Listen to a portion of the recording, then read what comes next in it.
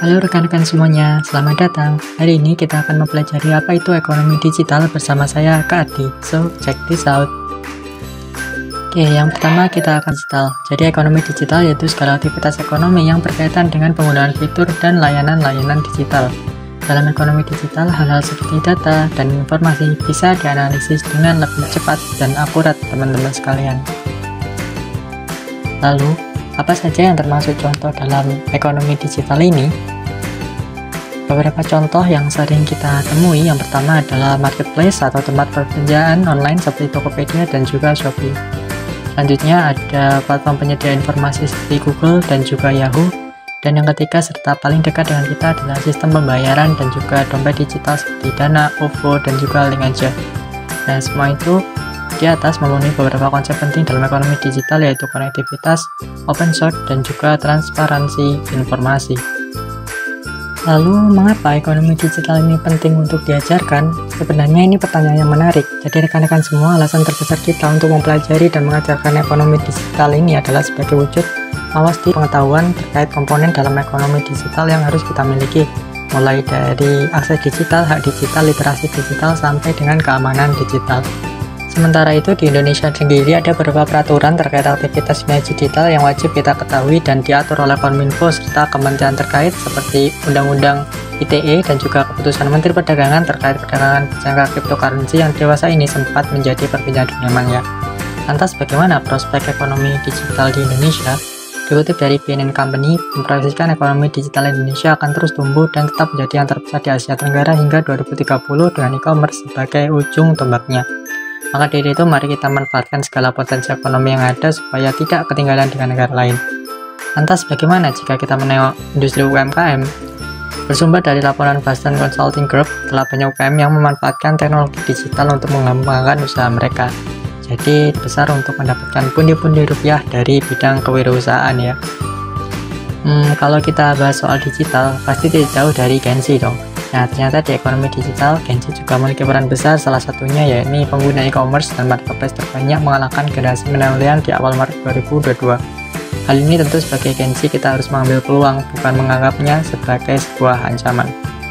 Nah, lantas apa yang harus kami lakukan berarti sebagai Gensi? Nah, pertanyaan menarik nih. Beberapa hal yang hendaknya dilakukan Gensi adalah mengembangkan keterampilan teknis bidang ekonomi digital seperti penguasaan platform, dan pastinya memanfaatkan media sosial untuk berinovasi dan mendapatkan keuntungan secara positif dari sana ya. Nah, rekan-rekan juga perlu tahu nih bahwa perkembangan ekonomi digital yang paling terasa adalah pada aspek financial technology atau fintech. Salah satu yang terkenal adalah crowdfunding nih teman-teman. Jadi sederhananya crowdfunding itu semacam kegiatan mengumpulkan modal dengan donasi dana melalui sebuah platform. Jadi kita bisa mendapatkan pembiayaan untuk usaha kita dari publik. Nah, khusus untuk crowdfunding ini, teman-teman pasti tahu brand Menanti dong ya.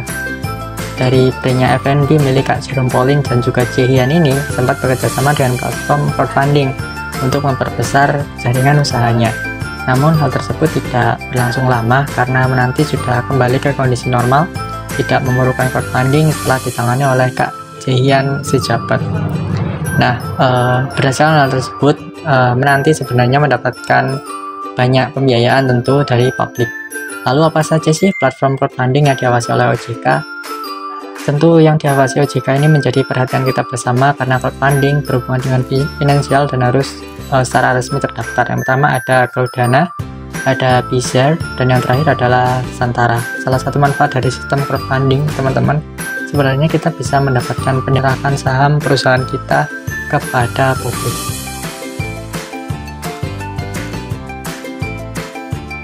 Loh, arti kalau melihat contoh, kenapa targetnya adalah orang menengah ke atas semua? Apakah ada fintech yang juga berhubungan dengan kalangan masyarakat bawah, Kak?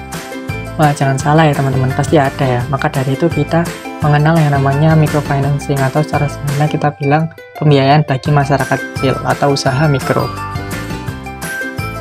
Nah, keberadaan microfinancing juga penting supaya semua masyarakat bisa mendapatkan kesejahteraan ekonomi dengan lebih cepat. Salah satu contohnya adalah platform Amarta yang bisa memberikan pembiayaan kepada masyarakat yang membutuhkan, bahkan sampai bisa ke pelosok-pelosok desa. Nah, apakah fintech cukup dengan itu? Tentu saja tidak ya. salah satu vintage yang umum atau diketahui dan cukup terkenal adalah peer-to-peer lending.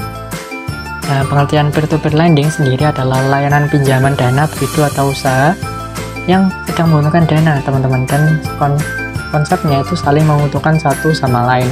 Contoh platformnya ada P2P yang terdaftar di OJK, ada Pindaya, dan juga Danamas. Untuk yang P2P lending, dananya diberikan oleh individu lain menggunakan sumber dana pribadi dengan tujuan investasi, sementara pinjol diberikan langsung oleh perusahaan vintage pemilik platform pinjaman. Nah, baik rekan-rekan, setelah puas ya dengan vintage, ada salah satu hal lagi yang kaum muda digital tidak boleh tinggalkan, yaitu investasi digital. Dengan investasi, kita akan lebih mudah memperoleh financial freedom dan mengamankan beberapa contoh platform investasi di OJK, ada Bybit dan juga Stockbit, teman-teman. Tentunya hal ini penting bagi kita generasi muda untuk menyambut bonus demografi di tahun 2030 agar kita bisa mendapatkan financial freedom. Terima kasih teman-teman atas perhatiannya, semoga bermanfaat. See you next time.